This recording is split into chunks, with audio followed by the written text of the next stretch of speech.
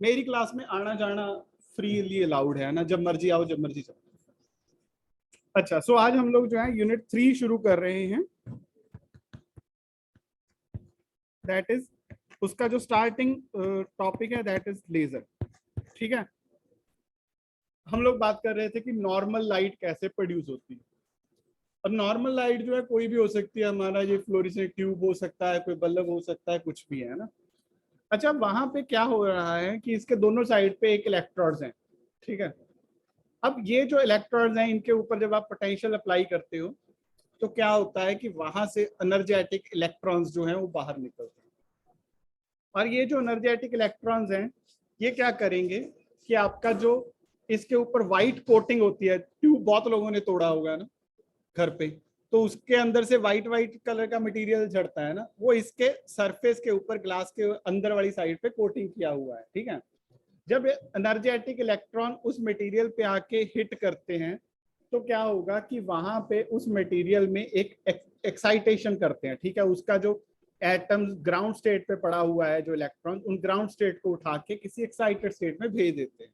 ठीक है, और एक्साइटेड स्टेट में जब इलेक्ट्रॉन होता है इट हैज अ टेंडेंसी कि वो अपने आप ग्राउंड स्टेट पे वापस आ जाता है। ठीक है, तो जब वो वापस ग्राउंड स्टेट पे आता है तो क्या करेगा कि वो जो एक्स्ट्रा एनर्जी था that is emitted in the form of light. ठीक है, तो ये जो लाइट आपको नजर आ रही है ये उसी ट्रांजिशन की वजह से प्रोड्यूस हो रहा है। क्लियर है? अच्छा, अब इसमें क्या है कि जब भी कोई एक एक्साइटेशन हो रही है, ठीक है, यहां से यहां पे चला गया एक इलेक्ट्रॉन, ठीक है, या एक एटम एक्साइट हो गया हम लोग बोल देते हैं, तो after a certain time which is very small, 10⁻⁻⁸ second, तो इतने टाइम के बाद ये वापस ग्राउंड स्टेट पे चला जाएगा और एक लाइट जो है वो एमिट हो जाएगा। सो ऐसे ही बहुत सारे इलेक्ट्रॉन्स जो हैं वो एक्साइटेड स्टेट से डी एक्साइट हो रहे हैं, कॉरस्पॉन्डिंगली एनर्जी निकल रही है। अब इसमें क्या है कि जो नॉर्मल लाइट है उसमें ये जो ट्रांजिशन है इनका आपस में कोई कोरिलेशन नहीं है। ठीक है, कोई ऐसा नहीं है कि वो एक दूसरे के साथ बात करके मूव हो रहे हैं। ठीक है, एक आप लोगों का होता है कि नॉर्मल कोई एक स्टूडेंट एब्सेंट हो गया, एक होता है मास बंक, है ना। तो मास बंक जो होता है वो प्लान्ड होता है और जो इंडिविजुअल होता है वो अपना मर्जी है ना। तो यहाँ पे भी क्या हो रहा है, यहाँ पे इंडिविजुअल की अपनी मर्जी है। तो एक इलेक्ट्रॉन जंप हुआ, उसने एक लाइट छोड़ी, वो इधर चली गई। दूसरा कोई इलेक्ट्रॉन जंप हुआ, उसने एक लाइट छोड़ी, वो उधर को चला गया। तीसरा आया वो नीचे, चौथा इधर, दाएं बाएं सब डायरेक्शन में लाइट जा रही है। ठीक है, सो this is the same way जब आप लोग इंडिविजुअली कोई एक क्लास मिस करता है ना, किसी ने क्लास मिस की, उसका मन करा वो लाइब्रेरी चला गया, उसका मन करा वो कहीं कैंटीन पे जाके बैठ गया, उसका मन करा हॉस्टल में सो गया या कहीं मूवी देखने चला गया। ठीक है, ये हो गया आपका जो नॉर्मल लाइट का बिहेवियर है कि हर एक ने अपना इंडिपेंडेंट बिहेवियर कर लिया। अब इस केस में हर एक जो फोटोन है वो किसी भी डायरेक्शन में जा रहा है, उनका कोई कोरिलेशन नहीं है और उनका कोई वेवलेंथ मैचिंग भी नहीं है। ठीक है, सो जो नॉर्मल लाइट है वो क्या है, नॉन कोहेरेंट है, उसमें कोई भी डायरेक्शन नहीं है, प्लस उसके साथ कोई भी वेवलेंथ जो है वो फिक्स नहीं है। ठीक है, वेरिएबल वेवलेंथ जो है वो एमिट हो रही है। क्लियर हो गया? अब आ जाते हैं हम लोग लेजर वाली बात में। लेजर में भी डी एक्साइटेशन ही हो रही है। ठीक है, यहां से यहां पे गया and then there is an de excitation. ठीक है, डेफिनेटली इससे कुछ डिफरेंट हो, है ना। तो यहाँ पे क्या है, यहाँ पे कोऑर्डिनेटर डी एक्साइटेशन, वो एक दूसरे के साथ बात करके डी एक्साइट कर रहे हैं। ठीक है, अब पूरी क्लास ने प्लान बना लिया कि आज हमने सभी लोगों ने इकट्ठे होकर कोई मूवी देखने जाना। ठीक है, तो मास बंक किया, मूवी देखने चले गए। क्लियर है? तो अब सभी जो है वो एक डायरेक्शन में जा रहे हैं क्योंकि उनका एक कोऑर्डिनेटर मोशन है। तो इस वजह से जो लेजर है that is giving us a directionality, क्योंकि उसमें जितने भी फोटॉन्स एमिट हो रहे हैं each photon has a correlation. ठीक है, उनका आपस में रजामंदी है, सहमति है, दोस्ती है। ठीक है, प्लस उसके बाद जब वो दोस्ती है तो उसमें वेवलेंथ भी सेम आएगी। So it is a monochromatic light, it's a coherent light, it has a certain direction, किसी एक डायरेक्शन में ही जाएगा, ऐसा नहीं है कोई एक इधर जा रहा है एक इधर जा रहा है। ठीक है, आप लोग भी जब तो प्लान करके कोई चीज करते हो तो everyone goes in the same direction, लेकिन जब अनप्लान्ड होता है तो हर एक बंदा अपनी मर्जी करता है। सो लेजर जो है इस तरह से नॉर्मल लाइट से डिफरेंट है। ठीक है, सो सिंपल सा मीनिंग क्या होगा, वन नॉर्मल एब्सेंस और वन मास बंक। ठीक है। अच्छा, अब हम लोग बात करेंगे कि जब आपने लेजर समझना है तो उससे पहले हमें ये समझना है कि जब भी कोई लाइट जो है वो किसी मटेरियल पे हिट कर रही है तो क्या क्या हो सकता है। ठीक है। सो जो फर्स्ट टॉपिक हम लोग करना चाहते हैं, लेजर की फुल फॉर्म तो पता है ना क्या होती है? मैंने प्रीज्यूम कर लिया कि पता है, क्योंकि मैंने शायद थोड़े दिन पहले आप लोगों को बताया था। क्या होती है लेजर की फुल फॉर्म, बताइए।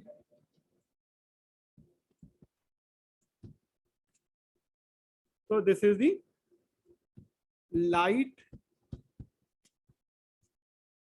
एम्प्लीफिकेशन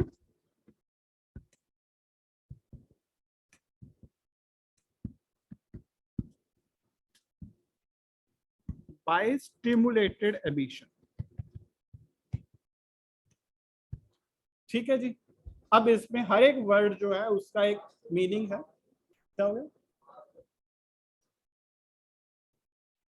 एमिशन ऑफ रेडिएशन लगा ले। लो जी, अब आ गई आरबी आपकी। ठीक है। अच्छा, तो इसमें क्या हो रहा है कि लाइट की ऑफकोर्स एम्पलीफिकेशन होगा। ठीक है। एम्पलीफिकेशन से मतलब क्या होता है कि मल्टीप्लाई करना। अगर एक फोटोन है लाइट का, उस पर 2 हो जाए, 2 से 4 हो जाए, एंड सो ऑन। देन दूसरा जो इंपॉर्टेंट टर्म यहाँ पे है that is stimulated emission. Stimulated emission से मतलब हमें ये है, आज के लेक्चर के एंड की तरफ हम लोग ये पढ़ेंगे भी, कि किसी चीज को फोर्स करके कुछ करवाना। स्टिमुलेट का मतलब क्या है, डिक्शनरी मीनिंग क्या है?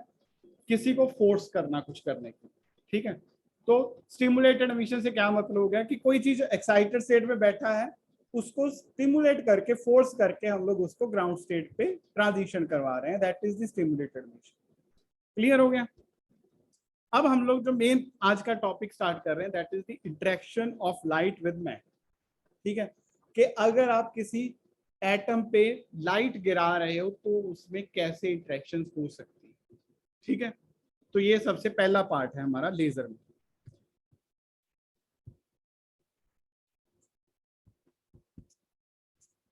इंटरेक्शन ऑफ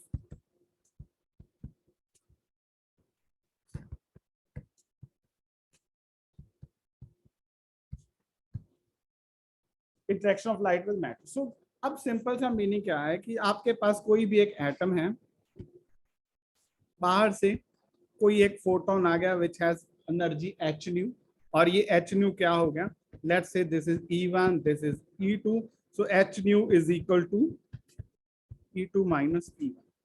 ठीक है। तो इन दोनों का जो डिफरेंस है उसके इक्वल आपने एक एनर्जी जो है वो लाइट की फॉर्म में बाहर से सप्लाई कर दी। ठीक है।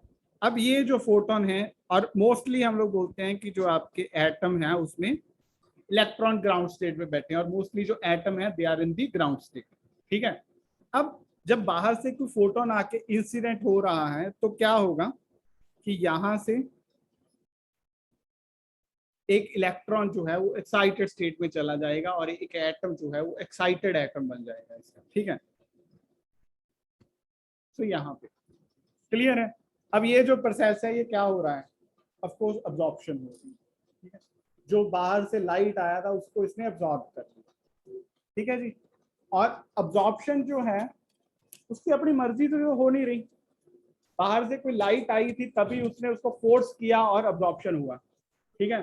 सो ये जो अब्जॉर्प्शन है we call this as the, so this is an absorption. और क्योंकि ये बाहर से किसी फोर्स की वजह से हो रहा है so we call it as the stimulated absorption. ठीक है। सो एक इंटरेक्शन हमारे पास आ गई which is the stimulated absorption. Clear है? कि बाहर से एक फोटोन आया, उसने जो ग्राउंड स्टेट पे बैठा हुआ एटम था उसको एक्साइट कर दिया, और उसका एक इलेक्ट्रॉन जो है वो हाई एनर्जी पे जाके बैठ गया। सो ये जो प्रोसेस है ये अब्जॉर्प्शन है, and this absorption is forced by the external photon. तो इसी वजह से we call this as the stimulated absorption. Clear है? अच्छा, अब अगर इसको या इसको इंड्यूस्ड भी बोल सकते हैं। ठीक है। स्टिमुलेटेड का अदर जो नेम है that is also known as the induced, कि किसी ने इंड्यूस किया है उसमें।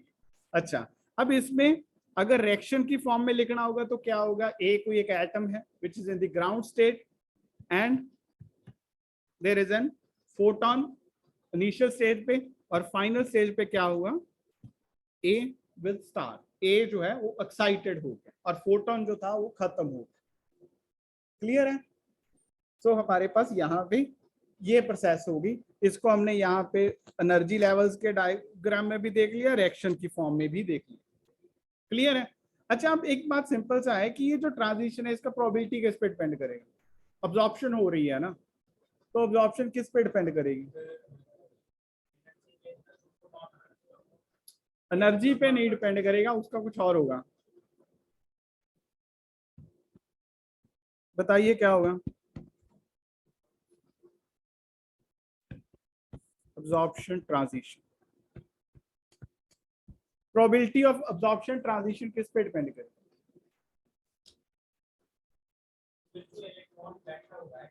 हाँ जी, वो तो मैंने फिक्स कर ही दिया ना, E2 minus E1 is equal to h nu, तो वो एनर्जी तो फिक्स है। बात ये है बेटे, देख अब क्या है कि एक फोटोन जो है वो एक एटम के साथ इंटरेक्ट कर सकता है, ठीक है? तो प्रोबेबिलिटी किस पे डिपेंड करेगी कि जो एटम्स है वो मोस्टली ग्राउंड स्टेट में होते हैं, तो उसके ऊपर प्रोबेबिलिटी ज्यादा डिपेंड नहीं करेगी। अब मेन क्या है कि बाहर से नंबर ऑफ फोटोन कितना आ रहा है, ठीक है ना? अगर एक फोटोन आएगा तो ऑफ कोर्स एक ही एटम एक्साइट हो सकता है ना? वो भी होगा या नहीं होगा, that is an questionable thing. अब अगर 100 फोटोन आएंगे तो ऑफ कोर्स एक फोटोन से तो ज्यादा अब्जॉर्प्शन होगी, और अगर 1000 फोटोन आएंगे तो 100 वाले से डेफिनेटली ज्यादा अब्जॉर्प्शन होगी, है ना?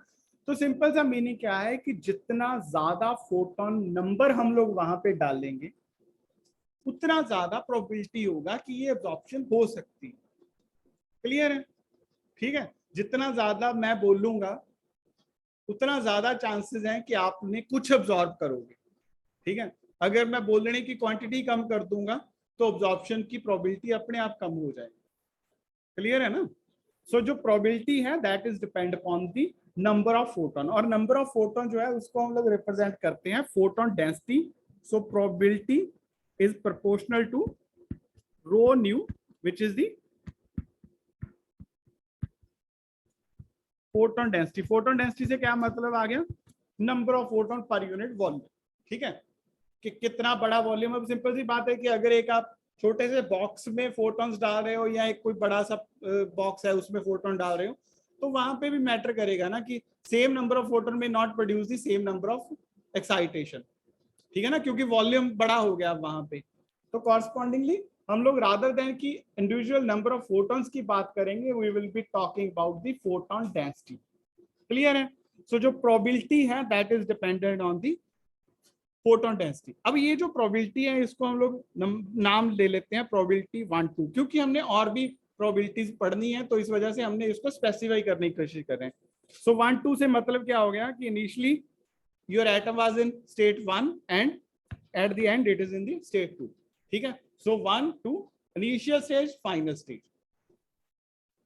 अब अगर आपने यहाँ पे कांस्टेंट ऑफ प्रोपोर्शनलिटी लगाना हो तो वो क्या होगा? P12 is equal to, let's put B12 rho nu, ठीक है? सो बी में 1 2 जो है वो अगेन वही इनिशियल स्टेज और फाइनल स्टेज रिप्रेजेंट कर रहा है, और जो बी है that is used for the stimulated emission, ठीक है?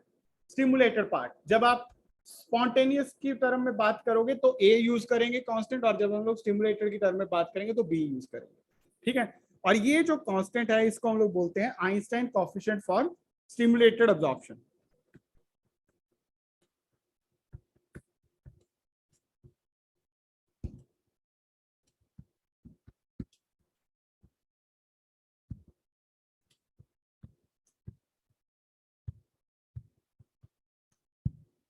क्लियर हो गया जी यहाँ तक? ठीक है, और ये जो नंबर है B12 that will depend upon the characteristics of that material, ठीक है? अब सिंपल सी बात है कि अगर E1 और E2 बहुत बड़ा डिफरेंस में बैठे हुए हैं तो वहां पे एब्जॉर्प्शन होना कम होगा ना, क्योंकि किसी चीज को ग्राउंड स्टेट से 10वें माले तक पहुंचाना डिफिकल्ट है, लेकिन अगर दूसरे तक लेके जाना है तो वो ईजी है, ठीक है ना? तो जितना बड़ा गैप होगा इन दोनों में उतनी प्रोबेबिलिटी कम होगी, ठीक है? And that is the property of the material, है ना? अगर एक पर्टिकुलर एटम में दो एनर्जी लेवल्स का कुछ डिफरेंस है, दूसरे में कुछ अलग होगा, तीसरे में कुछ अलग होगा, क्लियर है? सो ये जो है this is a property of the material. तो इस वजह से ये जो कांस्टेंट है वो हर एक मटेरियल के लिए डिफरेंट होगा। अगर आप कॉपर की बात कर रहे हैं we will have the different number, अगर एल्यूमिनियम की बात करेंगे कुछ और होगा, गोल्ड की बात करेंगे कुछ और। क्लियर है? अच्छा, अब हम लोग इससे आगे जा रहे हैं, दैट इज कि अगर हमने ये पता करना हो कि कितनी अब्जॉर्प्शन हो रही है, कितने नंबर ऑफ एटम्स जो है वो अब्जॉर्प्शन कर रहे हैं, तो उसके लिए जो एन अब्जॉर्प्शन है that is the number of atoms having absorption, वो किस पे डिपेंड करेगा? ऑफ कोर्स एक तो प्रोबेबिलिटी पे डिपेंड करेगा। ठीक है, सो एक हो गया आपका प्रोबेबिलिटी P12 इनटू कितने नंबर ऑफ एटम्स जो थे वो E1 स्टेट पे हैं। अगर आपके पास probability of getting a head in a coin flip कितना है? 50% है। अगर आप 100 बार फेंकोगे कॉइन को तो हेड आने के नंबर कितना होगा? Half into 100। ठीक है, जितनी बार आपने ट्राई किया इंटू प्रोबेबिलिटी, यही होता है ना। तो यहाँ पे भी हमने क्या किया कि टोटल नंबर ऑफ एटम जो है दैट इज N1 जो हमारे पास अवेलेबल है which can absorb the photon. ठीक है, और साथ में आपने प्रोबेबिलिटी मल्टीप्लाई कर दी, so we get the number of atoms which is getting absorb. ठीक है, अच्छा अब इसमें एक टर्म में और ऐड कर रहा हूं विच इज डेल्टा टी। हमें टाइम भी फिक्स करना पड़ेगा ना कि कितने टाइम के लिए। अब अगर मैं कोई चीज जो है वो 1 मिनट के लिए ऑब्जर्व कर रहा हूँ तो उसमें नंबर ऑफ ऑब्जॉर्प्शन कुछ और होगा, अगर मैं 10 मिनट के लिए मेजर कर रहा हूँ तो कुछ और होगा, है ना। So we have to specify कि कितने टाइम के लिए आप लोग उस चीज को ऑब्जर्व कर रहे हो। ठीक है, so we define a time delta. ठीक है, so total number of absorption जो है N absorption that is equal to B12 rho nu N1 and delta. ठीक है, सो ये जो है ये आपका अब्जॉर्प्शन की सारी बात होगी। ठीक है, सो अब्जॉर्प्शन का कैसे अब्जॉर्प्शन हो रही है और आपका जो एटम है that is going in the excited state, उसकी प्रोबेबिलिटी किस पे डिपेंड कर रहा है और टोटल नंबर ऑफ अब्जॉर्प्शन कितने हो सकते हैं। क्लियर है? कोई क्वेश्चन हो यहां तक?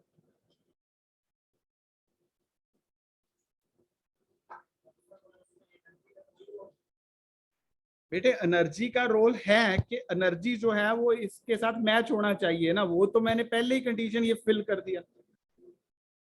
आई समझ में?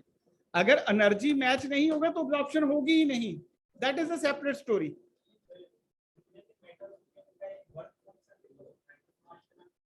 जब आप वर्क फंक्शन की बात कर रहे हैं then you are trying to take that electron from its level to somewhere outside. आप मेटल से बाहर निकाल रहे हो, आप फोटोइलेक्ट्रिक इफेक्ट में चले गए हो। यहाँ पे बाहर नहीं निकाल रहे, हम लोग एटम में ही एक लेवल से दूसरे लेवल में ट्रांजिशन कर रहे हैं। आई समझ में? जो आप दिमाग में लेके घूम रहे हो that is the photoelectric effect. उसमें हम लोग क्या बोलते हैं कि बाहर से एक लाइट आया, उसने इस इलेक्ट्रॉन को उठाया और उठा के बाहर फेंक दिया। अब हमारे पास जो एटम है that has the 1 electron less than its original value.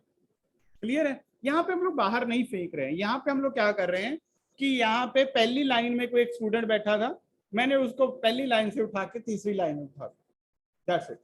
ठीक है, तो वापस भी आ सकता है ऑफ कोर्स। ठीक है जी, सो ये हो रहा है, इसमें ऐसा नहीं है कि उसको उठा के क्लास से बाहर फेंक दिया, वो स्टिल क्लास में ही है लेकिन सिर्फ उसकी पोजीशन जो है वो थोड़ी सी हाई पोटेंशियल वाली हो गई। सो वहां से वो ऑलवेज वांट कि वो वापस ग्राउंड स्टेट पे आ जाए। या दूसरी एग्जांपल ले ले कि कोई स्टूडेंट कोशिश कर रहा है कि वो नीचे पहले वाली लाइन में रहे सो दैट कि उसको ज्यादा समझ में आए, है ना। तो मैंने उसको डांट के तीसरी लाइन में भेज दिया, लेकिन उसकी टेंडेंसी तो ये है ना कि वो वापस पहली वाली लाइन में आ जाए। आल दो ये आप लोगों की टेंडेंसी नहीं है, आपको तो ये होता है कि पीछे बैठेंगे, ठीक है, आराम से बातें करेंगे। क्लियर है? अच्छा, तो अब हम लोग दूसरा बात करते हैं दैट इज के जब आपने अब्जॉर्प्शन कर लिया है ना, तो अब्जॉर्प्शन के बाद क्या होगा?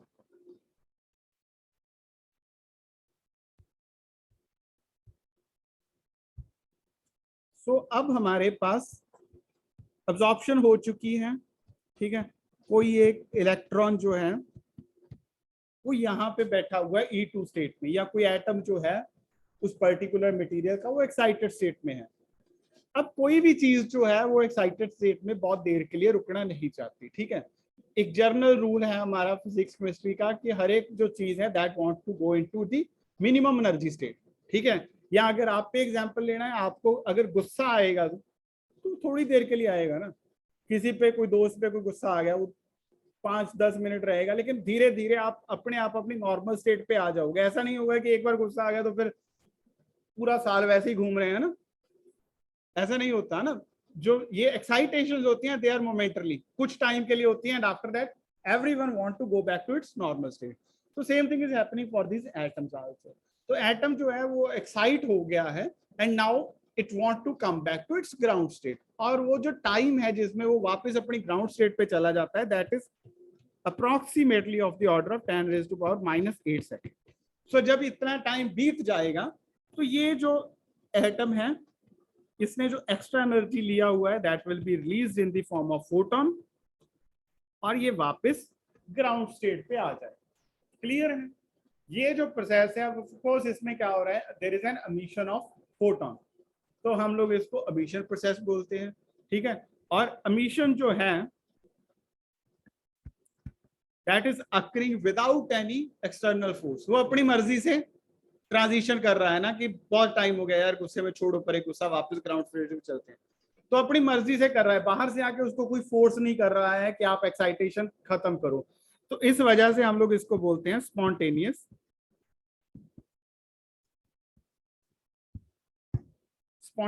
एमिशन। ठीक है जी। मे बी मेरे स्पेलिंग थोड़े बहुत हिले होंगे, सो ठीक है। सो स्पॉन्टेनियस एमिशन क्लियर हो गया। सो अब स्पॉन्टेनियस एमिशन में क्या होता है कि एटम जो एक्साइटेड स्टेट में है, it relax, come back to its ground state, release the extra energy in the form of photon। और ये जो प्रोसेस है, इसका लाइफ टाइम जो है that is approximately of the order of 10⁻⁻⁸ second. Clear है? अब इसका अगर रिएक्शन लिखना होगा तो वो क्या होगा कि इनिशियली आपका एटम जो है that is in the excited state, and then at the exit channel it comes to the ground state, plus there is an photon. ठीक है। एक फोटोन जो है वो बाहर आ रहा है, which is the excess energy. Clear हो गया? अब अगर इसका, हाँ जी, किसका? मेरा आवाज नहीं आ रहा था? अच्छा, नहीं भाई, मेरा वो टेबल फैन वाला काम है, मैं ऐसे करता रहता हूँ। ठीक है। मैं बोल रहा था बेटे कि ना, स्पॉन्टेनियस एमिशन की बात कर रहे हैं। ठीक है। तो एटम जो है वो एक्साइटेड स्टेट में चला गया है। अब एक्साइटेड स्टेट में वो सदा नहीं रह सकता, so after a certain time it go back to its ground state. तो जो एक्स्ट्रा एनर्जी है वो ये रिलीज कर देगा। ठीक है। तो इस वजह से अब क्या हो रहा है कि एमिशन हो रहा है। एक तो सिंपल सी बात है कि फोटोन बाहर निकल रहा है, तो इस वजह से ये जो प्रोसेस है this is an emission process. और ये जो एमिशन हो रही है, it is occurring bye its own will, अपनी इच्छा से डी एक्साइट हो रहा है। ऐसा नहीं है कि बाहर से आके उसको बोल रहा है कि डी एक्साइट हो जाए, देन डी एक्साइट हो रहा है। तो इस वजह से हम लोग इसको बोलते हैं कि स्पॉन्टेनियस एमिशन है, कोई फोर्स्ड एमिशन नहीं है, ये अपने आप जो है ऊपर से नीचे ट्रांजिशन कर रहा है। क्लियर हो गया? तो इस वजह से हमने इसका नाम बना लिया स्पॉन्टेनियस एमिशन। ठीक है। एमिशन क्योंकि वो एमिशन प्रोसेस है एंड इट्स अकरिंग स्पॉन्टेनियसली, इस वजह से स्पॉन्टेनियस लग गया उसके सामने। क्लियर हो गया? एंड देन उसका जब हम लोग रिएक्शन फॉर्म में लिखते हैं तो क्या था कि एक्साइटेड स्टेट में है आपके पास एटम, एंड देन वो एक्साइटेड स्टेट वाला एटम जो है that goes to the ground state, और साथ में क्या हो गया, एक फोटोन एमिट कर दिया। ठीक है। ये आपका रिएक्शन हो गया। अब बात आती है कि प्रोबेबिलिटी जो है वो किस पे डिपेंड करेगी, बताइए।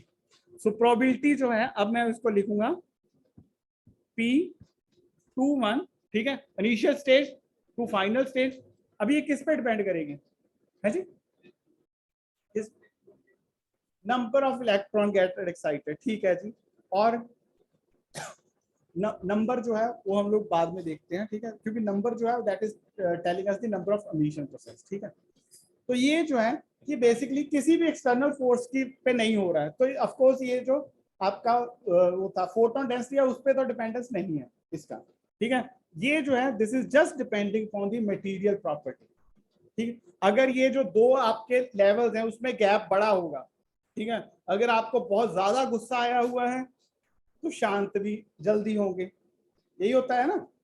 अगर थोड़ा कम गुस्सा आया है तो वो धीरे धीरे शांत होता है। ठीक है ना। तो अगर कोई एटम जो है बहुत एक्साइटेड एनर्जी पे बैठा है, बहुत हाई एनर्जी पे बैठा है, तो वो उतनी जल्दी वापस भी आएगा। जो थोड़ा कम एनर्जी पे बैठा है उसका नीचे आने में टाइम ज्यादा लग सकता है। क्लियर है ये बात? तो इस वजह से इसका जो प्रोबेबिलिटी है that depend upon the material. So material जो है, आइए उसको हम लोग लिख लेते हैं। और मटेरियल की जो प्रॉपर्टी होगी वो कांस्टेंट होगी, ठीक है। अगर कॉपर है तो उसका कुछ एक फिक्स्ड बिहेवियर होगा, एल्यूमिनियम का फिक्स्ड बिहेवियर होगा, सिल्वर का कुछ और फिक्स्ड बिहेवियर होगा, ठीक है। तो वो जो बिहेवियर है उसको हम लोग ले लेते हैं इस कांस्टेंट की तरह। सो प्रोबेबिलिटी जो है वो हर एक मटेरियल के लिए डिफरेंट होगी, लेकिन विद इन अ मटेरियल वो कांस्टेंट रहेगा, वो चेंज नहीं होगा कभी। ये जो कांस्टेंट है इसको हम लोग बोल देते हैं फिर आइंस्टाइन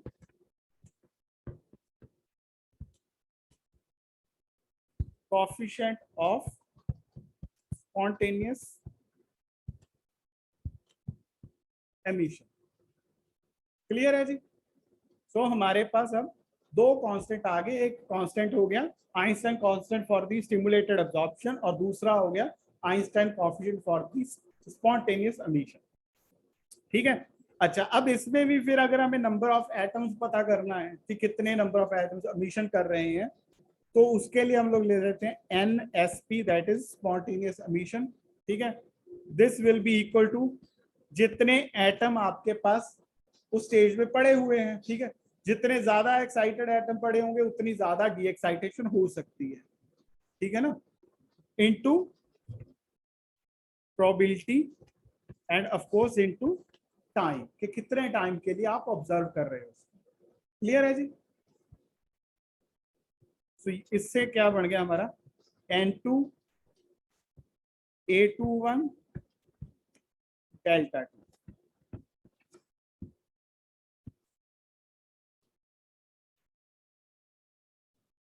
ठीक है। ये जो प्रोसेस है this is responsible for the normal light emission. जो ये आपकी ट्यूब लाइट बल्ब में जो एमिशन हो रही है वो इस प्रोसेस की वजह से हो रहा है, ठीक है। कोई क्वेश्चन हो इसमें?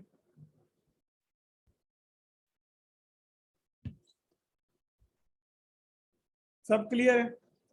अच्छा, अब थर्ड प्रोसेस की हम लोग बात करते हैं विच इज दी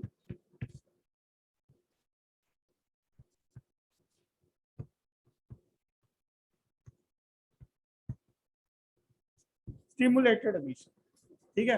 अब स्टिमुलेटेड एमिशन क्या है? ऑफ कोर्स एमिशन है तो आपका जो एटम होगा that will be in the excited state, ठीक है। अब एक्साइटेड स्टेट में जब कोई एटम बैठा हुआ है तो बाहर से एक फोटोन आया which has energy h nu which is equal to E2 minus E1, ठीक है। और ये जो फोटोन आ रहा है ये आ रहा है विद इन 10⁻⁻8 सेकेंड, क्योंकि अगर 10⁻⁻8 हो गए फिर तो उसने अपने आप ही चले जाना है ग्राउंड स्टेट पे, तो इसका कोई रोल नहीं है, ठीक है।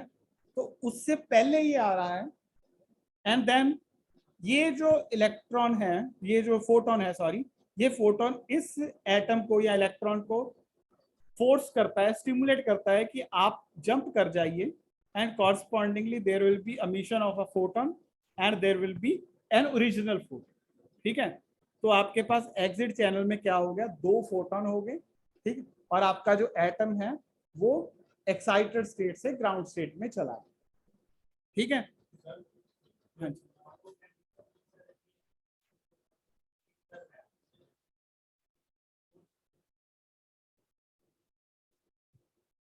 बताता हूँ इसमें भी क्या होता है, ठीक है।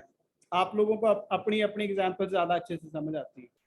आप लोग यहाँ पे क्लास में बैठे हो, ठीक है, कितने टाइम की क्लास है? अप्रोक्सीमेटली 1 आवर की है ना।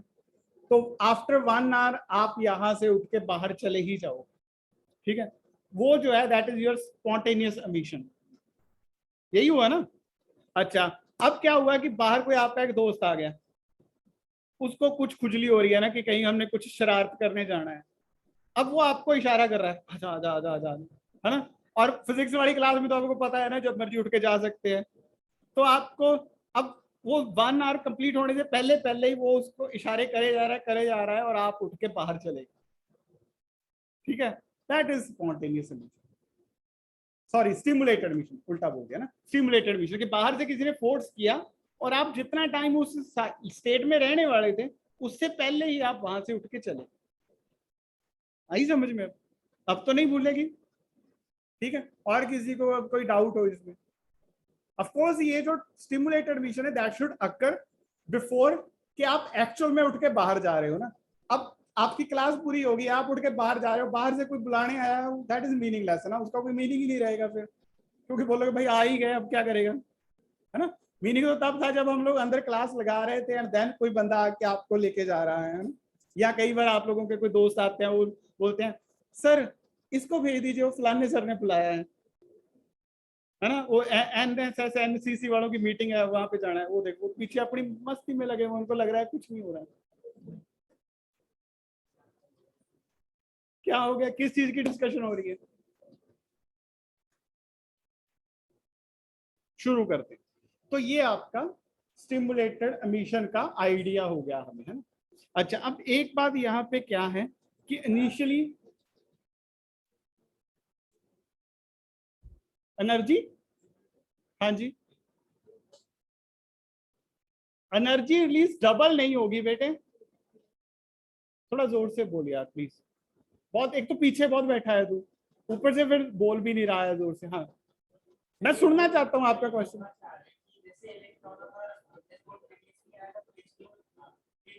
हाँ जी बेटे, देख एक बात क्लियर करूं, जो एनर्जी है और नंबर ऑफ फोटॉन्स हैं, they are two separate things, ठीक है।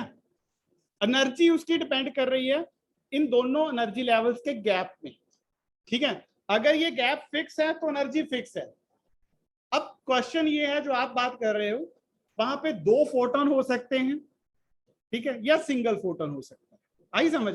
नंबर इंक्रीज कर सकता है, उसकी इंटेंसिटी बढ़ सकती है, लेकिन एनर्जी विल बी सेम, क्योंकि एनर्जी जो है वो तो ये दो लेवल्स डिसाइड कर रहे हैं ना, E1 E2।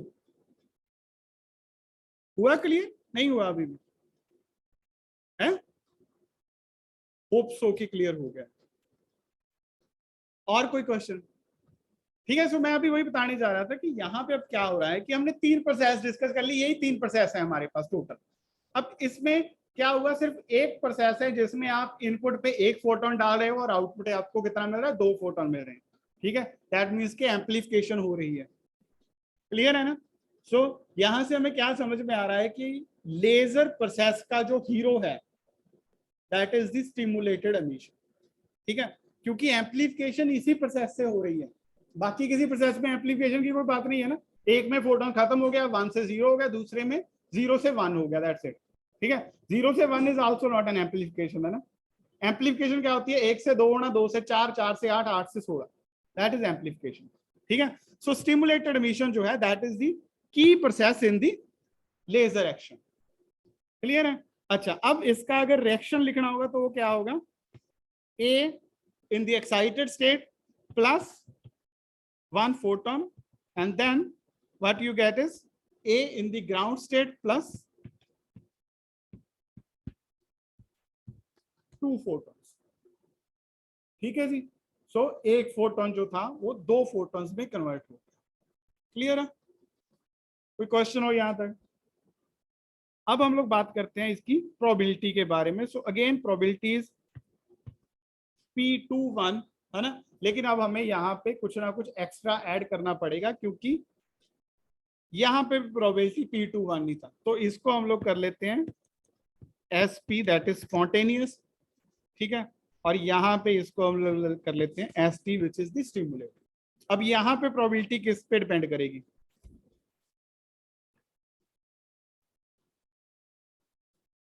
Again same example ले लो कि बाहर आपका कोई एक दोस्त खड़ा है, वो आपको बुला रहा है, ठीक है। हाँ एग्जैक्टली, फोटोन डेंसिटी पे ना। तो बाहर एक दोस्त खड़ा है, वो आपको बुला रहा है, तो फोर्स जो होगी बाहर जाने की कुछ और होगी। लेकिन अब अगर 10 खड़े हुए बुला रहे हैं, ठीक है, फिर ज्यादा इच्छा होगी ना कि नहीं भाई चले ही जाते हैं, यही होता है ना। नहीं जाएंगे वो तो ये है ना कि भाई मैथ वाली मैडम होगी तो नहीं जाओगे, फिजिक्स वाले सर होगे तो भाग जाओगे, ठीक है। So probability depend upon the intensity of the photons, या फोटोन डेंसिटी पे जो हमने टर्म यूज किया था, ठीक है। So probability will be proportional to the density of photons, and of course we have to introduce a constant। तो वो जो constant था that constant will be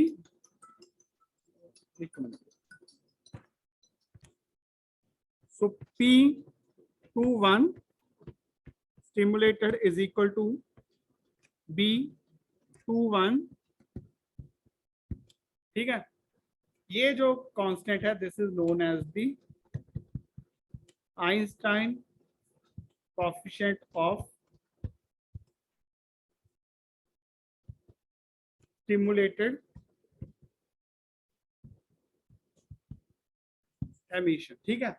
अब यहाँ पे एक जो ध्यान से देखने वाली बात है वो क्या है कि जहां पे भी हमने स्टिमुलेटर की बात की, either it is an stimulated absorption और स्टिमुलेटेड एमिशन, तो हमने जो नंबर यूज किया दैट वाज बी, ठीक है। अब्जॉर्प्शन के लिए वो क्या था B12 और एमिशन के लिए क्या था B21, ठीक है। और जहां पे स्पॉन्टेनियस की बात हुआ वहां पे क्या था ए, क्लियर है। अच्छा, अब इससे आगे क्या था कि अब इससे आगे हमने करना है नंबर ऑफ स्टिमुलेटेड अब्जॉर्प्शन कितना होगा। तो नंबर जो है वो किससे कैलकुलेट करेंगे, NST will be equal two of course N2 into probability into delta t, ठीक है जी। सो प्रोबेबिलिटी की वैल्यू यहाँ पे सब्स्टिट्यूट कर देंगे, N2 B21 रो न्यू डेल्टा टी, ठीक है। सो ये आपके पास नंबर ऑफ स्टिमुलेटेड एमिशन का वैल्यू आ गया, क्लियर है। हाँ जी, B21, ये जो B21 लिखा था ना, ये 21 और 12 रिप्रेजेंट कर रहा है कि इनिशियल स्टेज क्या थी और फाइनल स्टेज क्या थी। 12 मींस के 1 से 2 की तरफ चले गया अब्जॉर्प्शन होगी, अब यहाँ पे क्या है 2 से 1 की तरफ आया मतलब एमिशन होगी। तो आप ये जो कोएफिशिएंट है इसको देख के ही बता सकते हो कि ये क्या है। अगर B12 है दैट मींस के it is a stimulated absorption, अगर B21 है दैट इज स्टिमुलेटेड एमिशन, अगर A21 है that is the spontaneous emission, clear है। अच्छा, अब इससे नेक्स्ट जो पार्ट है वो क्या है कि आइंस्टाइन के कोएफिशिएंट्स में रिलेशन फाइंड आउट करना है हमने, ठीक है। और उससे पहले एक स्टडी स्टेट की कंडीशन करके आज का काम स्टॉप कर लेते हैं। अच्छा, ये बात हमें क्लियर हो गई ना कि मल्टीप्लिकेशन जो है that is occurring in the stimulated emission, ठीक। सो एक फोटोन था वो 2 में कन्वर्ट हो गया, फिर ये जो 2 फोटोन है अगर सेम किसी मटेरियल से गुजरेंगे तो 4 में कन्वर्ट हो जाएंगे, वो 4 फोटोन 8 में कन्वर्ट हो जाएंगे एंड सो ऑन, ठीक है।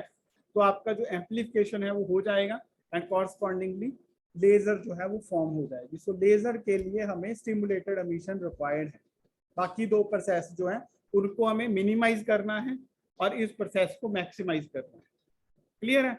अच्छा, अब स्टडी स्टेट में हमारे पास क्या होता है, स्टडी स्टेट किसे बोलते हैं पता है,